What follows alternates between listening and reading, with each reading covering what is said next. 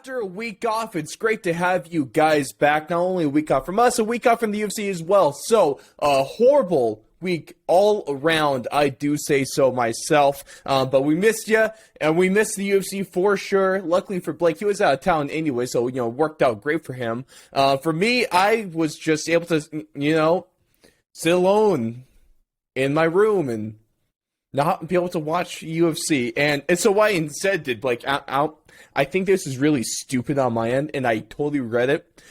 As you know, I haven't watched any of Tough 30. So, since there's no card on Saturday, I watched all 4 episodes to catch up on Tough 30. It wasn't good. It wasn't, I really hated it.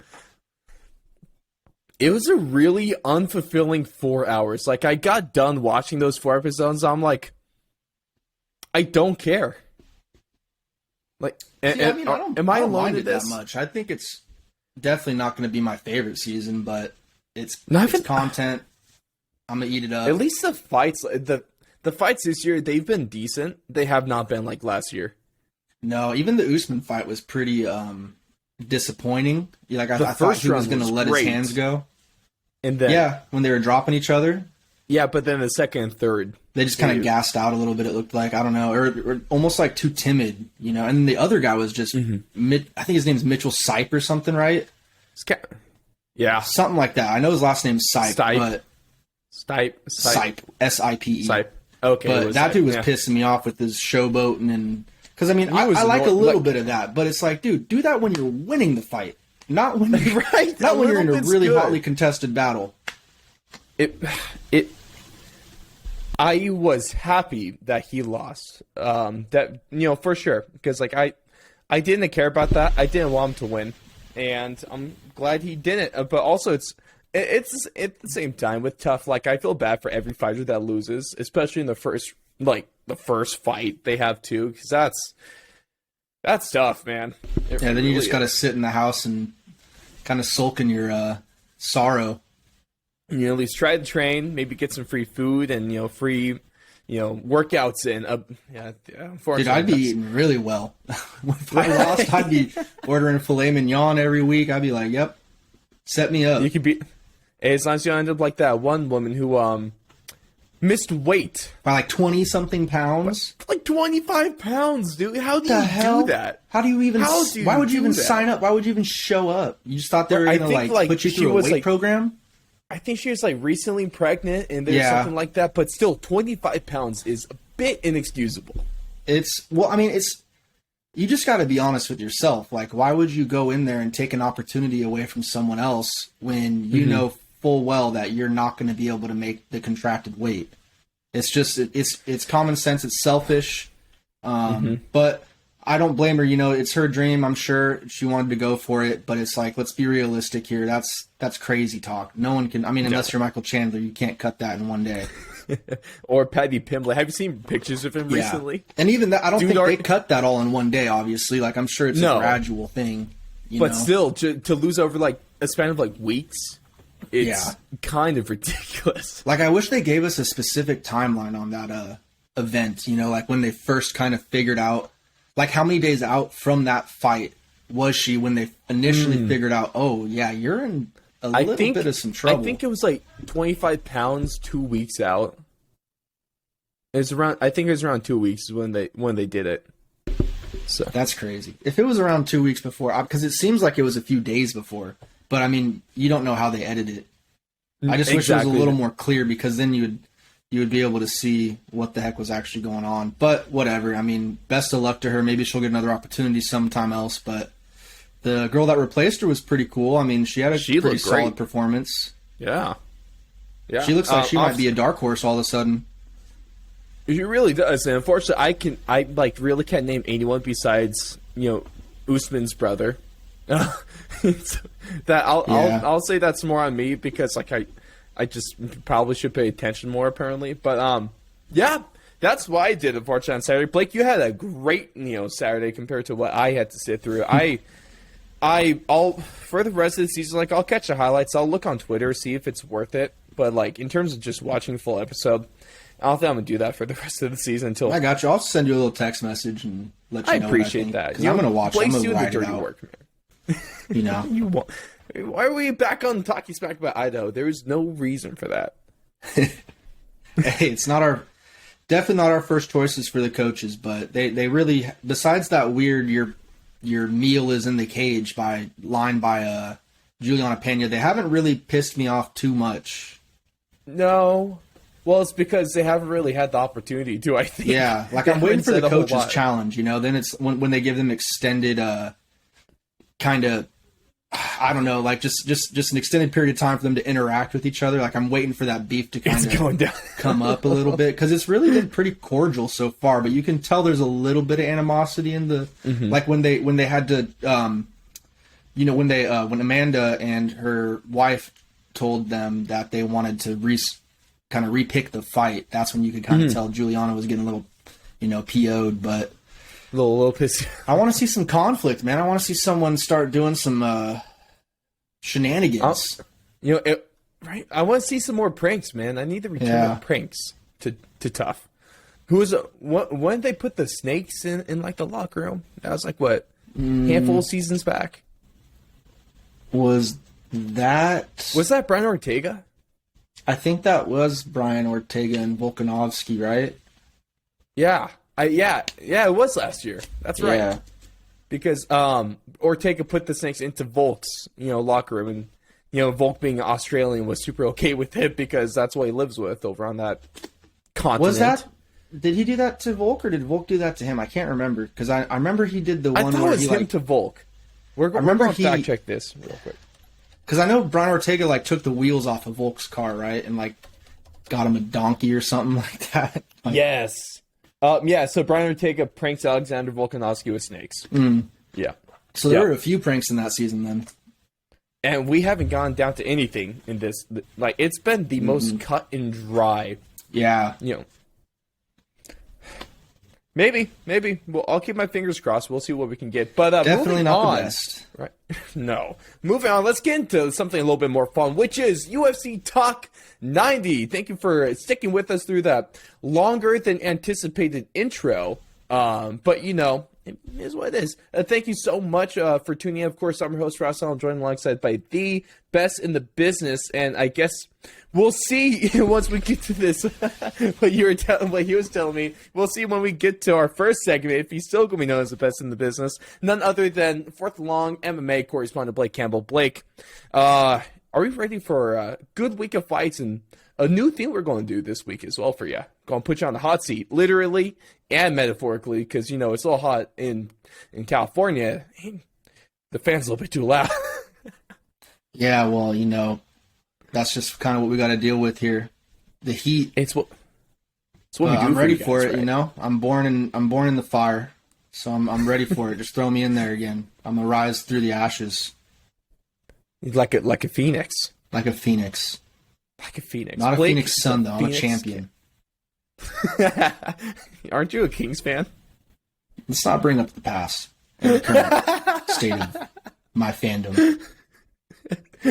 For your sake, let's get to things, because what we got for you guys today is a little bit of trivia, and so we're going to put Blake through the ringer, and we're going to quiz him and you guys as well. So you're more than welcome to, I don't know, do we use pad and paper? Maybe use your phone, whatever you're watching on, or just do it in your head. See how many you get right. See if you can best Blake, and we're going to need to see your answers by hitting us up in the comments or over on social media at Fourth and Long Media on Twitter and Instagram. We'd love to see how you guys fare. Not only that, we got a supersized version of What the Blank. Take a look at a crazy fight that was supposed to happen in 2014 that got canceled twice and never happened. The biggest fight to make right now, and Aljamain Sterling teases a move up to 145 pounds. We're going to take a look at UFC Vegas 56.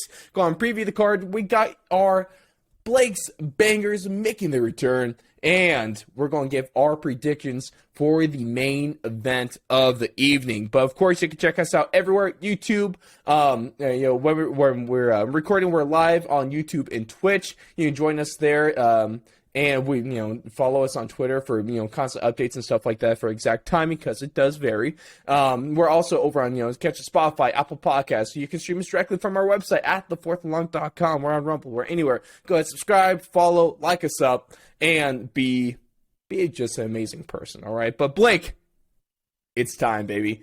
It's time to put you to the test. We got 10 questions of UFC trivia in all categories, and we're going to see how well you can do and see how well our amazing fans can do as well. So, are you ready to get into this, Blake?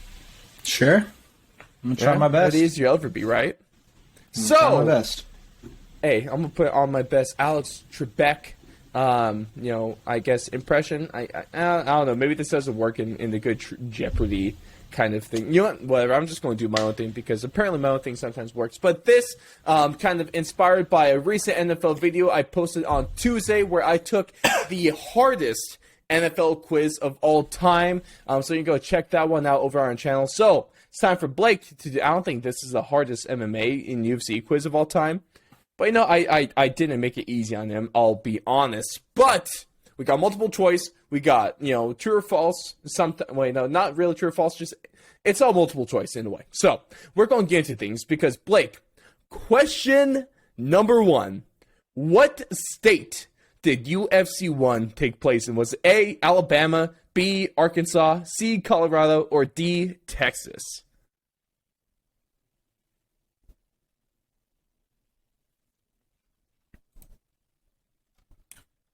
Alabama, Arkansas, Texas, or where? Colorado. Or Colorado. I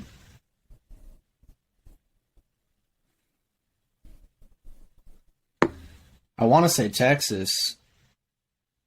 Think about where it would be legal. Yeah, because most things go in Texas, so I think I'll go with Texas. Going with Texas, locked in. That is incorrect. It was in Denver, Colorado, UFC 1. I was going to go. I don't know what it was, but I thought about that. Oh, my God. Isn't that the worst? Isn't that the worst? When you don't trust your gut? Yeah, it's disgusting. Yep. All right, let's go. Number 2, ladies and gentlemen. Where was the first non-American UFC card held? Or I guess another way to say this, where was the first card, where did the first non-American based, card take place? Was it A, Japan, B, Puerto Rico, C, Canada, or D, England? Well, it wouldn't be Puerto Rico. Puerto Rico's a U.S. freaking territory, isn't it? Technically, it's non-continental U.S. Let me put that there. Well, I still don't think it's Puerto Rico. Okay. I don't think it's Canada. I'm gonna go with England. England. Lock it in. Wait, what was the first one again? Japan. Japan.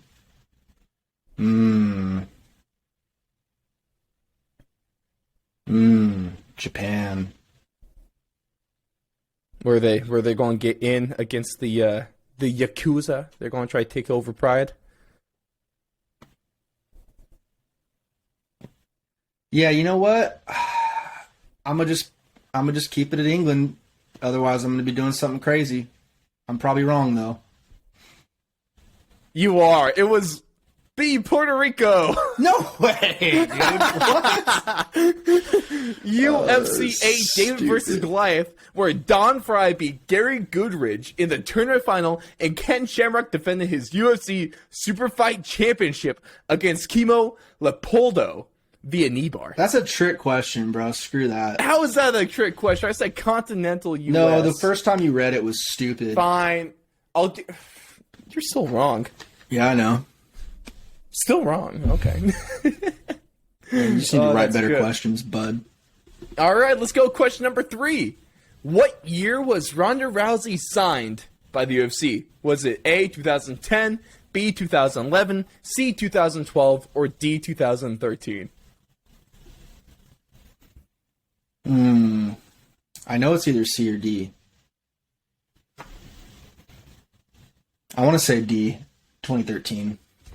D, 2013 is Incorrect. It's 2012. I was halfway correct. You're close. I knew it had to be one of those years. Dude, these are hard-ass questions. Like, I don't have the timeline on this shit. I feel kind of bad. Like, these aren't even, like, fair questions. This isn't even, like, about fighters. This is just like, oh, like, which country? It's legit What just year? trivia. Like, Yeah. I don't have a fucking encyclopedia on me. All right, let's keep going. Maybe I'll get one right. Number 4. This is about a fighter. Who was the first UFC lightweight champion? Was it A, Jens Pulver, B, Sean Shirk, C, BJ Penn, or D, Matt Serra?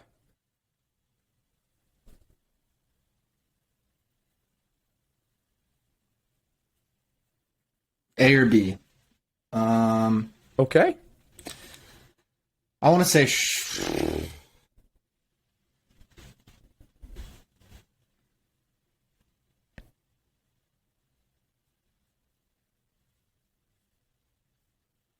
Pulver. Pulver?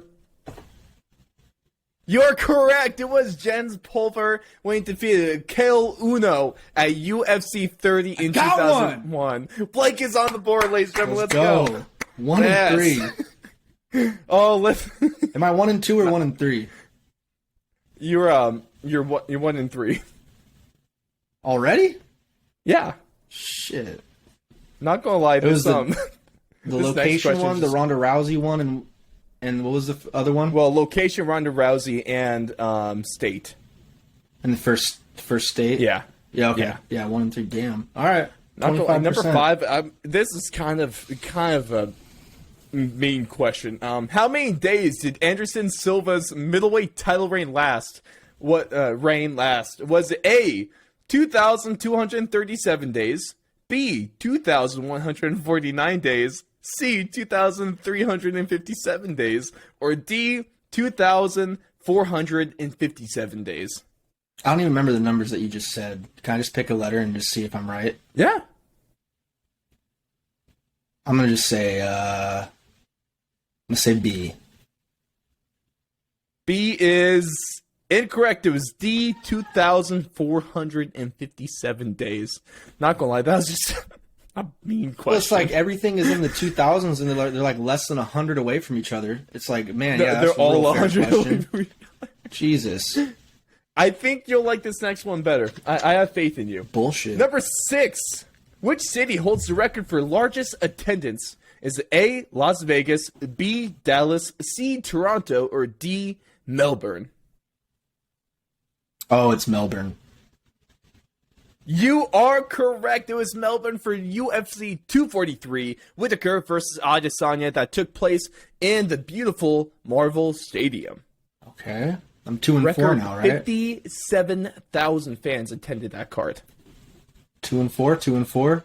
Yes, sir. You're coming back. Hey, you can still break even on this one. Let's see with the next one. Who founded the UFC? Was A, Dana White, B, Hiram Gracie and Art Davie, C, the Fertitta brothers, or D, the Las Vegas Mafia? Well, I mean, I guess it would. I mean, Dana was the president, right? He didn't really, or was he or did he sell it to the Fertitta brothers? I can't remember if they came in with him. I want to say it. Because, I mean, I'm going to say the Fertitta brothers. It was actually B, Hiram Gracie and Art Davie. Really? Yeah, this one surprised me too. Yeah, I'll be because, I mean, honest, man. I didn't think the Yeah. Fertitta brothers were there at the start. No, So that makes they sense. took over. I for kind of Gracie just said and that Davie. because I knew they were the owners at some point. Yeah, exactly, right? That one, all right. So right now we got you sitting at 2 and 5, 3 questions to try to break even. I legitimately think you can do this, Blake. I think you can do this. We'll see. Because question number 8, which of Mirko Cro Cop's legs sent people to the hospital? Was A, left leg, or B, right leg? To the hospital or to To the where? hospital. Wasn't it right leg hospital, left leg graveyard or something like that? Correct. Right leg, hospital, left leg, cemetery. Yeah. For Mirko Cro Cop. Blake moves to 3-5. Question number 9, in honor of Tough. Let's go to Tough 4. Who was the Tough 4 welterweight winner? Was it A, Matt Serra, B, Rich Clemente, C, Chris Little, or D, Din Thomas? Matt Serra. Blake is on the roll. Let's go. That is correct. And let's see if you can break 500 on this one, Blake. Last question. Question number 10. Who won the first UFC tournament? Was it A, Ken Shamrock, B, Hoist Gracie, D, Dan Severn, or D, Don Fry? Hoist. Yes, Blake, you are correct. That is 5 out of 10. Why couldn't we start with the easy questions first so I didn't look stupid as hell for a minute? Damn.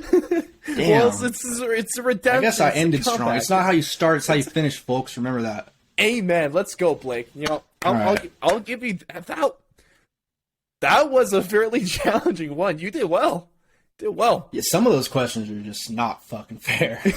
No. Unless you're just like a super nerd. Maybe if you're like Jed L. Goldman or whatever the hell on Twitter. I did know a couple of these. Like, when I was going through, I took from a couple websites. I came up with my own as well. Obviously, I didn't know the Anderson Silva exact number. I knew Jens Pulver. I actually knew Colorado because that was like one of the ones I that knew. One was in my head. I just should have followed my gut. I don't know exactly, why. Like, because bro. Texas is the easy answer, you know? I put in the easy answers because there's another one where Alabama, I think it might have been like UFC 3, where they had to move a card to like Alabama or Arkansas or one of the two. I think it was Alabama. I think the card was supposed to be in New York, and then it got kicked to Alabama, I think, because, you know, the commission and who was that asshole center? Was it John McCain? I think it was. I think John McCain hated MMA. So shout out to him. Yeah. So let me know what you guys think as well. How did you do on what I'll deem Ross's hardest UFC quiz of all time? Is the hardest quiz of all time because it's the only quiz that I've made of all time. So you go ahead, take that one to the bank. Blake, with the whopping 50%, which I think is pretty good on this one. Can you guys beat him? Sound off in the comments or hit us up over on social media, over on Twitter or Instagram at 4th and Long Media. But Blake, it's time to not necessarily redeem yourself, but take a little bit of the pressure off because honestly, with this next segment, any answer is the right answer unless you say something absurdly stupid that I'll have to call you on. But I have faith. I don't think you'll do this. So, we're going to see how this goes. That's because not my it's shtick. Time. What's up? That's not my shtick. It's not your shtick? I'm not a Nick Wright or a Stephen A. Smith or a Skip Bayless. Oh, dude. I'm more of a JJ Redick. No, that's not bad. You know? I'm just kind of, like, obviously, I'm not big into NBA, so, like, I'm not huge in, like, the MMA media guys and talking heads. I'm just kind of catching up to Nick Wright. He is so stupid. Sensational. It's so because the only time I really see him pop up on my Twitter feed is like from old takes exposed or someone clowning on it from a bad take. Him. Yes, I never see Nick Wright's name in the positive light. It's always him with the horrible take that comes back to bite him. Am I wrong on that? Am I off? No, he's a freaking goofball. How did these people get jobs, man? It's like I guess I understand the way. Yeah, people are gonna watch him, but you don't deserve that. Oh, whatever. I'm gonna get off my soapbox, guys, and I'm gonna move past it because it's time for What the Blank with Blake. As Blake fills in the blanks, we got a supersized version with 5 for you guys this week. But for those that don't know how this works, I got 5 statements for Blake this week. Typically it's 3, so we went a little crazy, because we didn't really have a whole card and stuff like that. So I figured we have a little bit of fun. But it's up. There is a blank at either the beginning, the middle, or the end of the statement. It's up to Blake to fill in the blank with whatever he so blatant chooses. So Blake, are you ready to fill in the blank? Absolutely. Absolutely. Let's blank and go, man. Because statement number 1, the biggest fight the UFC can make right now is blank. The trilogy, Diaz and McGregor. Yeah, it's like McGregor. So, yeah, probably right now. What do you think? What would you say would be second? I mean, obviously, it probably won't happen, but Khabib versus Conor. No, I'd say that would be first. But, I mean, it'd be really, I don't know. It'd be really close. I think Khabib, though, would probably edge out Diaz just because there's just so much bad blood between those two, and it's like countries kind of at war. Well, I mean, I guess so. You even think Diaz that card would outsell the trilogy? I think so, but it's like you can't really make that fight right now, right? Because Khabib's not in the USADA testing pool; he's retired, all that stuff. So, and he has no interest in fighting, pretty much. And I don't think his the head of a mom's gonna let him promotion. fight. So, yeah, I just don't think that's possible. But a viable number two, you'd probably have to stay with McGregor. You know, it'd probably be McGregor versus Masvidal, if that, because I see that getting teased. At least those two are talking back and forth. They're starting to talk. I wouldn't say no to that fight. It's definitely more winnable fight for Conor because I don't think he can make it to lightweight anymore. Yeah, and I was going to say a less viable option, most likely, just kind of taking into account what McGregor looks like now. I'd say a dark horse would maybe be Charles Oliveira versus McGregor for the vacant belt. But anything McGregor still. It's going to have McGregor. I mean, who else is a cash cow like him? When are we ever going to move? Like, it's going to be a while until like someone can actually outdraw Conor McGregor. Yeah. Even when Conor McGregor is retired, he can still outdraw anyone. He's something special, man. Incredible. Dude's so I'm just waiting because he still has interest in boxing. I'm waiting for the time where in Ireland where he co-mains a Tyson Fury card. Now that's like 5 million pay-per-view buys right there. I don't know about that ever happening. But Conor versus Mayweather 2. No, thank you. No, all right. Well, if Kamaru Usman wants to, and Conor McGregor versus Canelo Alvarez. No. Conor McGregor versus Tyson Fury. No, I mean, if you want to see Conor McGregor get his ass beat, absolutely. I know there's a lot of people that would love that, especially a lot of old fans. men. Old men, Khabib fans, and anything in between. At least wouldn't be the worst. One or two specific old men that would really want to see that happen. And a DJ for good measure. And a DJ. True. The list is growing. Also, someone's phone in Florida, right? I'm sure there's so many people that he's pissed off. So many. I want to see his hit list. Statement number 2 kind of comes off some interesting news where Aljamain Sterling, obviously he's good friends with the machine, Merab Davashvili. I probably butchered the last name, but who cares? Well, I mean, I'm sure Georgians care. But so they train together. They're good partners. Aljamain Sterling put out a kind of statement, essentially where Merab, how Aljo does in the next fight, how Merab does in his next fight, that he would move up to 145 so Merab could make history for the country of Georgia. So with that being said, Blake, Aljamain Sterling would blank if he moved to 145.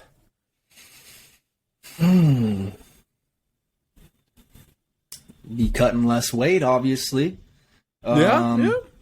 I think he'd do okay. I think that there's some people in there that he could do all right against, but I don't see him getting to the top like he did in the bantamweight division. I just think that there's going to be some dudes on there with a little bit more size that are going to be able to test his chin, because we saw with Marlon Moraes, he's definitely able to get taken out. Now, mind you, that was a spectacular knockout, but still, these guys are going to be bigger, obviously, and hit probably a little harder.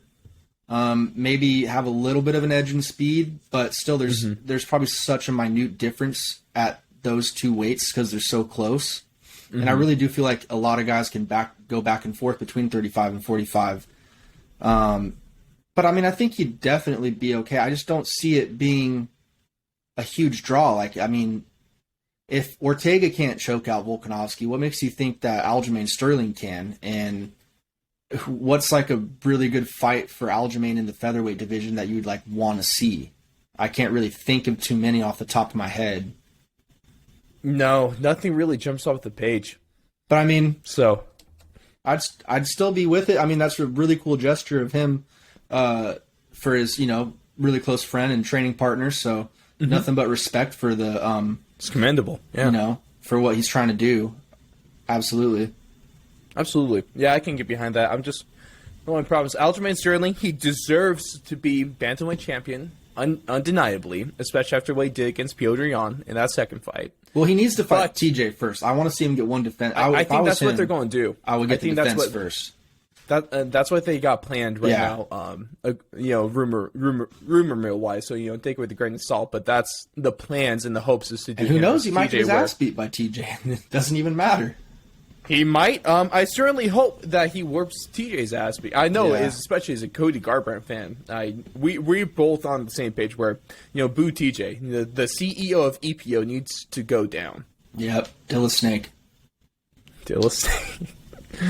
Oh, man. Yeah, little bastard. I really hope he doesn't win the title again. But going on from that one, statement number 3. Going back to something I teased a little bit earlier. The funny thing is, Khabib was scheduled to fight Donald Cerrone back in 2014. He pulled out of that fight due to, I forget exactly what it was, but some sort of medical issue. One's actually almost forced his retirement. So, fairly serious stuff. Then he actually had to cancel the fight. They rebooked it for 2015. Khabib pulled out of that one as well for broken ribs, is what I believe. But that being said, Blank would have won if the 2014 Cerrone and Khabib fight wasn't canceled. Khabib would have ragdolled him. Still? Absolutely. Yeah. I was kind of hoping we'd get something exciting, but you're going with the right answer. Yeah, no, Khabib would have ragdolled him. Would Cowboy have had a chance in that fight? I mean, it was 2014, 2015 Cowboy, so it would have been... that was like prime Cowboy, man. A little interesting, but...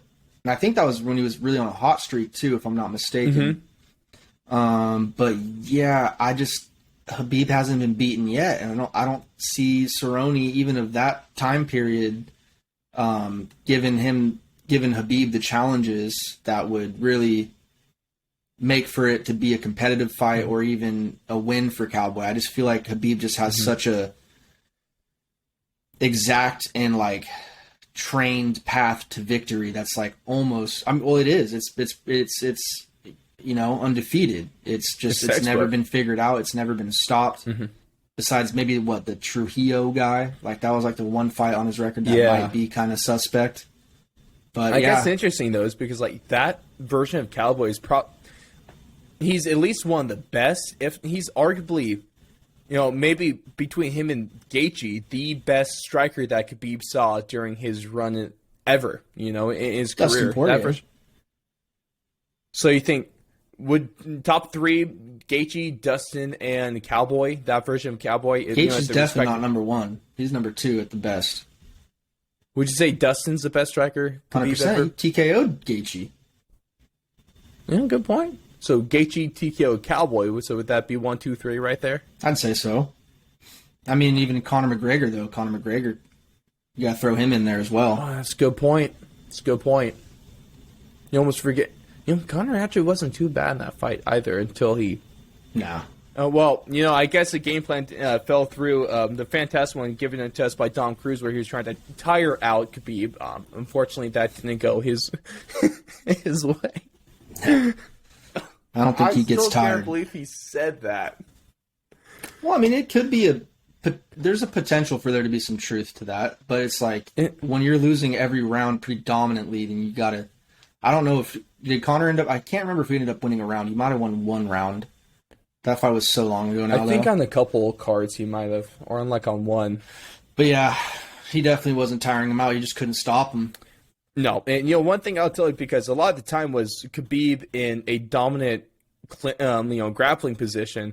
I'll speak from experience is that the difference, cardio wise and in effort wise, from being on the bottom compared to being on top of someone, I swear, dude, it's night and day. It's unbelievable how different it is.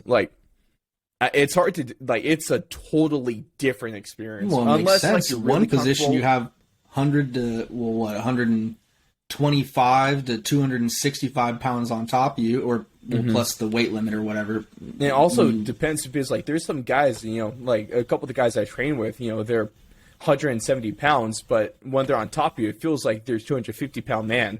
Some of the ways people use pressure, I feel like I would be willing to bet that Khabib probably feels like a 300-pound man on top of you. His pressure is probably just off the charts insane. Yep. I almost feel bad for Luke Bears. No, thank you. Yeah, that's still one of the craziest stories I have ever seen in my entire life. But let's move on to statement number 4.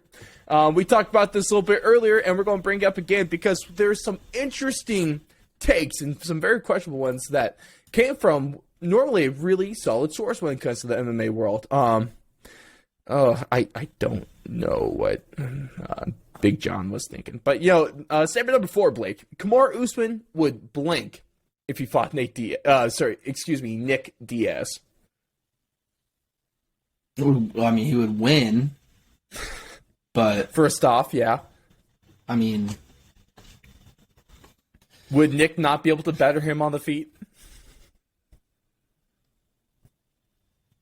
I don't think so. I just feel like Usman's going to be way more durable at this point in his life. Yeah, it's just like kind of two guys on different trajectories right now. A guy kind of in his decline, obviously, and the guy that's at his peak. So it just doesn't really sound like and it would just kind of be undeserving. It'd almost be it wouldn't even be like the Dan Henderson and Michael Bisping fight, like in terms of because Nick Diaz is unranked. He's a legend of the sport, but I don't know. I think it's setting a weird precedent for future kind of title bouts. Like you can't just throw unranked dudes in there that have been inactive for several years and then come back and get their ass beat by a guy that's fringe top 15. If that. That now. Robbie's still a good guy. He's a legend of the sport in his own right, but I don't think he's a top 5 or 10 fighter at all. I think it's safe to say that Robbie Lawler's best is behind him. I don't think that's a questionable, he already had a freaking rejuvenation, in the UFC already on his... Exactly. He had 2 title runs, right? Or was it just 1? Can't remember. Right? It was the second because... Pretty sure. I know he had one really good run, like the Rory McDonald fights and all those... Was it Condit and all those kind of guys? Mm-hmm. Hendricks probably, some good fights in there. But yeah, that's some good. I'm just trying to figure out why John McCarthy said that Nick Diaz would batter Kamaru Usman on the feet. What compelled him to say that? I don't think anyone even asked. He just kind of gave his, unfiltered, not wanted, unnecessarily horribly bad take. If we're talking 6 years ago, I'd probably agree with him. But then that's 2 different fighters. Completely different fighters. So you're saying Nick of nowadays is not going to be competitive for Usman. Usman can probably do whatever he wants with them. Usman knocks him out. Yeah. You had a great point to a conspiracy theory of why he said this. Maybe his podcast isn't doing as well as he wants, right? Need some clicks, need some views. What they say, any publicity is good publicity. Basically, when you have a platform like that, I guess it's kind of true. But it's still... His name was trending, if that's what you want. Yeah. I don't know if I'd want to be putting my word behind that. But, hey, everyone's entitled to their opinion. Even if it sucks. But, it's hard. You're going back on him so much just because of how much of a legend he is when it comes to the sport of MMA. So that's just my 2 cents. Horrible take. Hopefully we don't hear anything like that again. But the last... statement of the week for what the blank. This kind of goes back to our earlier, I guess wasn't necessarily planning on talking about tough that much. So we're going to circle back to it with this one because the last statement I got for you, Blake, is tough 30 has been blank. What's a step below decent? Is mediocre below decent, you would say? I would say mediocre is below decent. Because if that's the same, if decent and mediocre are the same word, then it's still a step below that. So it's not good, decent, it's not bad, it's not decent. It's right in between decent and bad. What about meh? Would meh kind of describe it? Yeah, I guess meh could kind of work. It's got moments where it's kind of interesting. Some of the fights have been okay. Parts of the fights. But yeah, some of parts of the fights have been okay. First round of Usman versus Sipes. Yeah, that was a good one. And even the girl fight, the last one was decent at some points. It was impressive. Yeah, with the Utah chick in the fill-in. And even, was it the first fight or the second fight where the girl, her dad died, and she still fought? That was the fourth one. That was the fill-in, right? No, that was probably 2 weeks before that. I think that was week 2 then. So probably week 2. Yeah. Yeah, so that one was pretty cool just because of the whole situation and her just kind of going out there and performing and taking on a girl that talks a lot of crap, you know, and not being scared of her. So I was happy. That was like the win I've been happiest about, I think. Dude, so far. Big mouths never do. The only big mouth that ever did well was probably Trayshawn Gore. Yeah, and he was a big mouth in a weird way though. He was a Bible thumper, you know. Like, hey, nothing wrong with that. I love Trayshawn Gore, bro. He knows what he's talking about. I love a man of Christ like that. Shout out Trayshawn Gore. I hope he does well. You know, I don't know. I think you can go to a point, but at a certain point, it's like, bro, it's in your own hands. There's nothing that's going to do anything besides you. Hey, man, he had a platform, and he used it effectively. I think he did a commendable job. Shout out Trayshawn Gore. Even though I will give you credit where credit's due. Your pick and your boy, you know, Brian Battle did best him in combat. But still, you know, 2 very good fighters, I think, came from this season. So, or from last season. I don't know who's going to come from this season, to be honest. Mm-hmm. There's no one that really stands out as, like, UFC contender. You know what I mean? Not yet, at least. Hopefully I get proven wrong. Maybe in some other fights. I don't know. Maybe there'll be better matchups. Maybe that's what it is so far. It's just kind of weird matchups. We still have 2 more fights. No. 4 more. No, we have 4 more fights. We're on to the semifinals now. Right? No. I think we have 2 to 4 more regular fights. Yeah, sorry, I'm tripping. My math is off. So we've had half the fights from either gender. Yes. Yeah. So we got 2 more from each gender for the quarterfinals, and then we got the semis. Yep. Oh, hey, we'll see if something picks up. So, you know, fingers crossed, because I just want the fighters to do well, essentially. I want to see what that Bobby Maximus guy can do, dude. That 44-year-old or whatever. That's gonna be weird. And I think what was he in, like, Tough 2? Is he the next one coming up, or am I tripping? I don't know. I think the day of recording, I think the episode 5 came out, but I think it's out tonight. I'm probably gonna watch it tonight.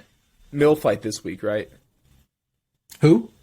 Is it a male fight? Yeah, male fight. That's what I'm saying. I think it might be the old dude, but I cannot remember for sure. Hey, I would love to see honestly, I'll text you if it is.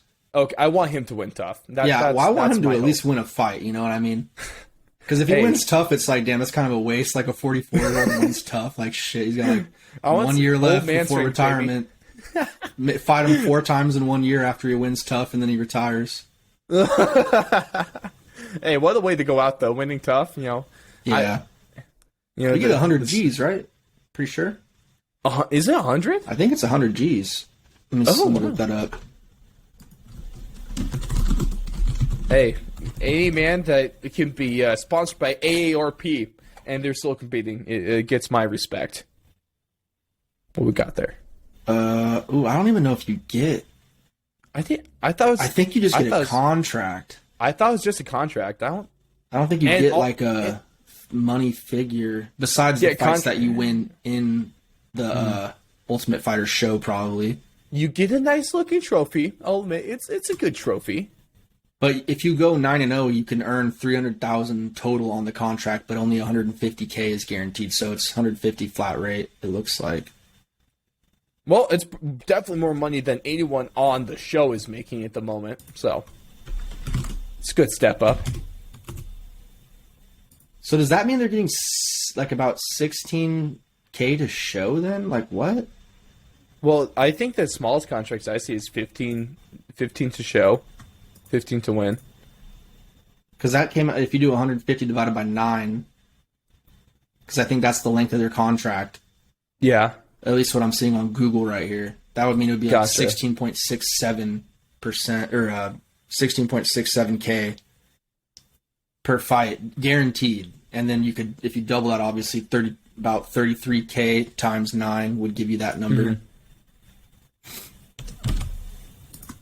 You know, all right. So I guess what bottom line, they're making decent money from the show. But you got to win if you freaking win. even if you know Even if you get the contract. you get to save on 8 weeks of living expenses essentially because you're living in the house and eating their food. Yeah.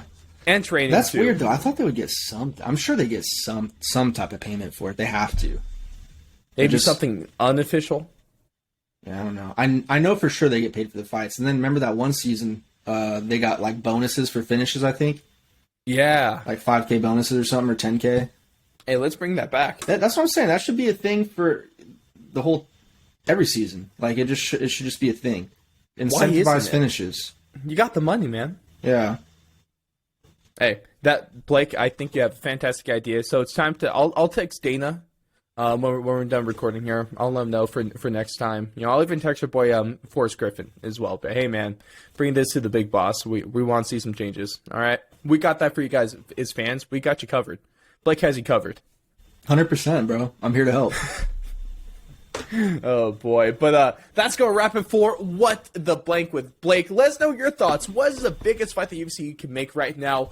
Will or can Aljamain Sterling contend at the 145-pound division? What would happen between 2014 Cowboy Cerrone and Khabib Nurmagomedov? Kamaru Usman and Nick Diaz doesn't sound great. And what have you guys felt about Tough 30? I haven't been a huge fan. Blake, obviously, he's just kind of meh on this one. Love to see what you guys think as well. But it's time to, how we're going to wrap things up is time for our preview of UFC Vegas 56. We get to the return of the UFC, and this is going to be between two big-time heavyweight contenders. We got Biggie Boy, Rosenstruik taking on Alexander Volkov. And it's great. This is one of those cards where I guess it doesn't have huge name value, but there's some good fights on this one. You know what I mean? Like, obviously, I'm not going to get into too much because we got the bangers next.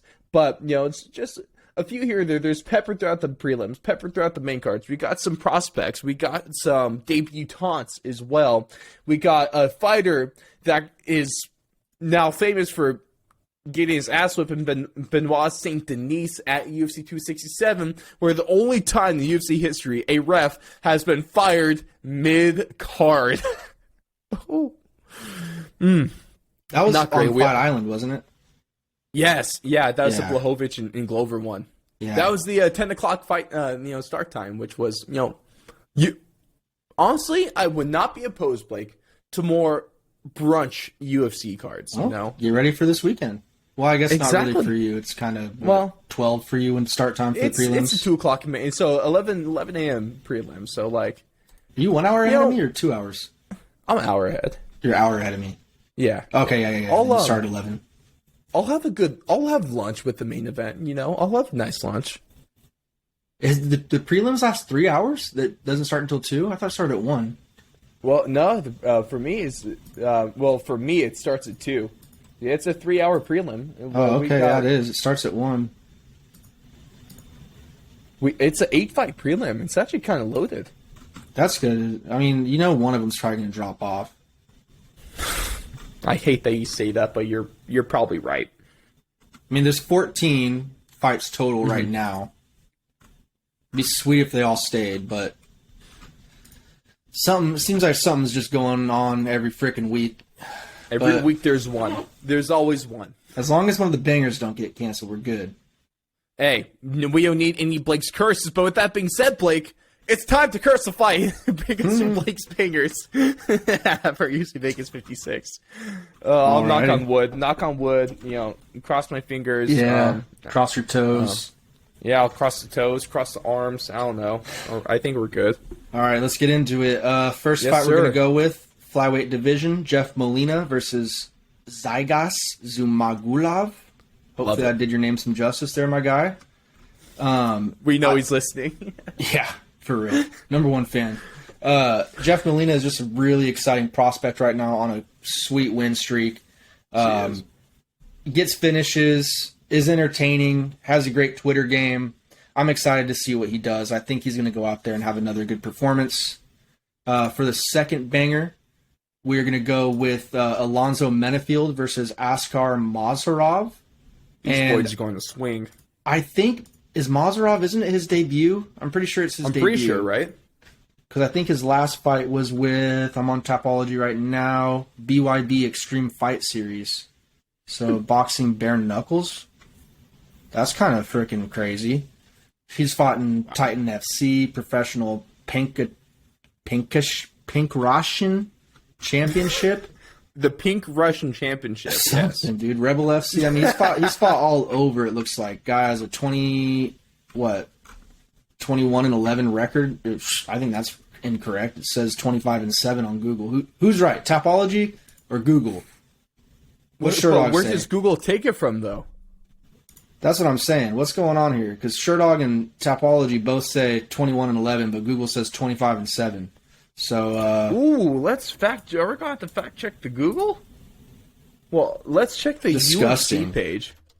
We're going to check the UFC page and see what we can get. Okay. Oh man. So because that's quite the difference. Apparently, this guy can only hear approximately 20% of the sounds that most people can, though. Oh, well, he's like pretty much deaf. Interesting. But this guy, I mean, I'm dumb. If it's the same guy I'm thinking of, he's a KO artist. It seems like most of his wins are from, punches, kicks, doctor stoppages, and Menafield. I'm sure you guys have all seen fights of him before. He's been around for a few years now, I think. A guy that just throws down light heavyweights, big boys. It should be a good one. It should be a banger. These boys are going swing and bang, baby. Swing and bang. Swing and bang. And then finally for our, featured Blake's banger. We're gonna go with Dan 50K Ige versus Movsar Ivolev, who is on. He's undefeated, 15-fight win streak. It's a good fight, bro. Hasn't really been getting finishes in the UFC. I think it was, what did we say, it was 5-0 in the UFC, right? Or something like that? Yeah, 5-0, 5 decisions, but 5 decisions over good talent. 3 of them were good talent. The other 2 I'm not really too hip to the hop on. Most of them, good talent. Yeah. I mean, there were some decent names on there, like Nick Lentz and the other couple kind of escape me right now. But, I'm excited for that fight. It's going to be a good test for Ivolev, and it's going to be, kind of that step. I don't know if I want to say like a step backwards for Dan Ige, but it's almost like a prove it fight, like prove that you're the top dog. Coming off that loss to the Korean Zombie in his first main event, so that's a and the Emmett fight, right? He's on at least 2 fight skid. Yeah, he's on 2-fight losing streak right now. Yeah. That's a good point. Should be good. Should be good fights. I mean, I'm excited. There's some really cool guys on there too. Like I wanted to highlight Mike Trezano, an ex-Tough winner. He was on what friggin' one was that on? Was that the 20s? Was that the Gaethje and Alvarez one, or who was that? I couldn't tell you. Even Lucas Almeida. It's gonna be a good. I'm excited to see Ode Osborne back. I think he's good fun. Yeah, it was okay. So it was 27, the Ultimate Fighter 27 finale. That wasn't the. Let's see. That was the Miocic and Cormier one. Yep. Okay. Yep. Another I want to shout out Joe Selecki. That's a good one. That's going to be a good fight. Him and Alex da Silva Coelho. Yeah, that's going to be a good fight. That's Damon Jackson, Dan Argueta. I'm looking forward to this Osborne, card, did we even say that yet? Yeah, I shouted out Ode. Okay. Damon Jackson's the Jamaican decent. sensation and a school teacher as well. Yep. JJ Aldrich. She's the first fight on the prelim. That's kind of interesting. Yeah. Used to have a little bit better of a hype around her. And then, of course, I don't think we've mentioned Felice Herrig versus Karolina Kowalkiewicz. I can't say her last name. Karolina on that was trying to avoid a 6-fight losing streak. Yeah, she's been training with Joanna, so hopefully she's in good order, ready for business. Last names make sense. Definitely sounds Polish. Well, they used to hate each other, dude. They've actually, I think Karolina actually fought her for the title back in the day, and it was a pretty rough outing for her. But yeah, there's a lot of bad blood between them. But now they're cool. Well, they're all good to go. That's what the fight game does. You have bad blood, you punch each other in the face, and after a while, you're friends again, right? I guess so. You just get your ass beat enough, and you're like, yeah, I'm not beating that one. I'll just be their friend, I guess. Hey, if you can't beat him, join him, right? Exactly.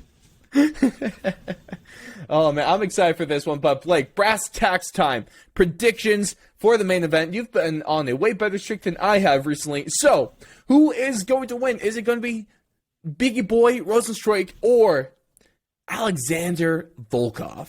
I think it's going to be Volkov. I think his size is going to be just way too much for Rosenstruik to deal with. Mm-hmm. I think Rosenstruik's best chance, obviously, is him landing just a ridiculously hard cannonball of a punch. Mm-hmm. But Volkov, I think, does have a good chin. He does, unless you're Derek Lewis. But well, I think you could say that for anyone that Derek Lewis fights. Exactly.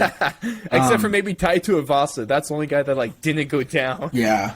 But yeah, I just feel like Volkov's gonna have the tool set to get it done, to keep it at distance, and to just be able to pick him off. So I kind of feel like it's gonna be a pretty easy fight for Volkov. He might finish him probably. I'll probably say second round TKO. Second round TKO. I am going to ride with you on the fighter. I got him by decision. Volkov by decision is what I'll go with here. Let's hope I'm right, or at least... No, I definitely hope you're right. I want to see a finish. I would love a finish in this one. Heavyweight main events are a little bit risky. Either they're short and sweet and fun, or they're 25 minutes of huffing and puffing pace. Right? Oh, man. I'm looking forward to this one. But, ladies and gentlemen, I would love to hear your predictions for this pivotal main event when it comes to still contending for the UFC heavyweight title. But I appreciate you joining us, whether you joined us live on Twitch and or YouTube, or if you're just tuning in after the fact on Spotify, YouTube, Apple Podcasts, Rumble, Anchor, anywhere you can catch us. It is always a pleasure to be able to give you our insight and our better takes than a lot of people when it comes to the UFC and subsequently the sport of MMA. Let us know your thoughts, like I said, on UFC Vegas 56 on the Blake's Bankers, and let us know what you guys got on my quiz from earlier. Did you get all 10? I doubt it, but if you did, shoot, you guys are amazing. You probably earned something. Are you able to best Blake's 50%? Would love to see. Hit us up on socials on Twitter and Instagram at Fourth and Long Media, or hit us up in the comments on YouTube, Rumble, and all that fun stuff. But Blake, your thoughts on trivia in one word or phrase? It was fucked. But it was fun. I had a good time. Gotta do that again sometime, Hey, I'm going to keep pumping this stuff out, whether we get a card that we're not going to talk about as much, no card and stuff like that. I'll keep pumping in. I'll change it up a little bit next time. You feel me? Yeah. Maybe less location questions. Jesus Christ. Are you geographically challenged? Well, I don't really pay attention to a lot of the I'll get more to fighter stats next time and stuff like that. I feel like that would be a little more up my alley. A little bit more, especially because I don't even know if I was born for UFC 1 yet. When the hell was that even held? Was that 1999? Or was it in the 1993?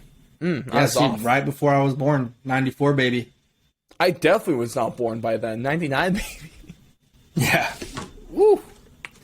Oh, man. What was the one? I think that was the one. I forget. We got to get into more of these stories when that guy kicked someone, got their teeth, his opponent's teeth stuck in his foot, but they couldn't take it out because of infection, so he just taped it up and fought the rest of the card with teeth in his foot. That's You think his opponent, after the card, asked for them back? Probably. Yeah, but hey, man, can I get those back? I want to put them back in, It's probably cheaper than, having to get new teeth. Yeah. I mean, if they're still good to go, then yeah, I'd say probably get them back. Even if they're a little chipped, they're still probably fine. Yeah. Oh boy. But like I said, ladies and gentlemen, thank you so much for tuning in. We'll catch you next week when I put Blake's brain to the test once again in some sort of twisted fashion. Have a good fight week. Enjoy the early fights. And for anyone that listens in the UK, congrats on not having to stay awake until 4 in the morning. Have a good one, guys.